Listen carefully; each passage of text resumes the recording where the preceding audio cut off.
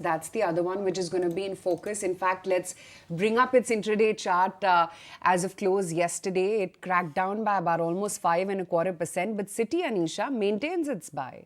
Yeah, yesterday the stock was down because there was a big chunk of 12% equity actually that changed hands, and in that equity change it was Lake District Holding as well as the Partners Group that sold out. But more importantly, it was Amansa Holding as well as SBI Mutual Fund that have checked into the stock. So that's a news flow that you should watch out for. But separately, Citi has actually initiated a 90-day positive catalyst watch on Aavas.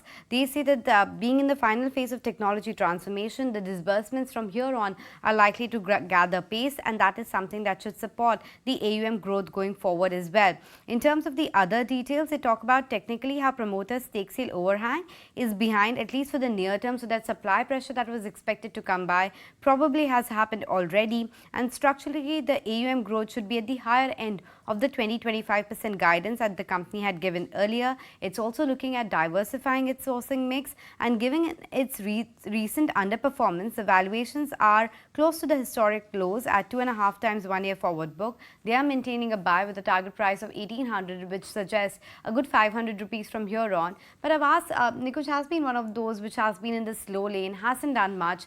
Let's see whether this 90-day catalyst watch results into something. See, when you are coming out with a specific 90-day catalyst, which means that in the near term, it's more like a technical call. It is not that structurally anything is going to change in the next 90 days. Now, for Aavas Financiers, I think the biggest thing is that the supply, which was in a sense a concern from one large investor, that supply has been taken care of, and Akash Prakash, real marquee name, has checked in. Akash is known for identifying good businesses at a reasonable price and then right on to them.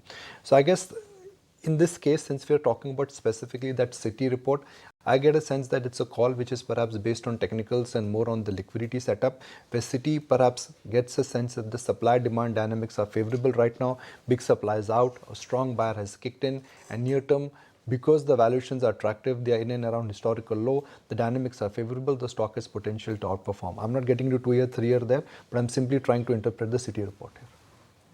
Okay, fair enough. Thanks very much for giving us all of those newsmakers in trade.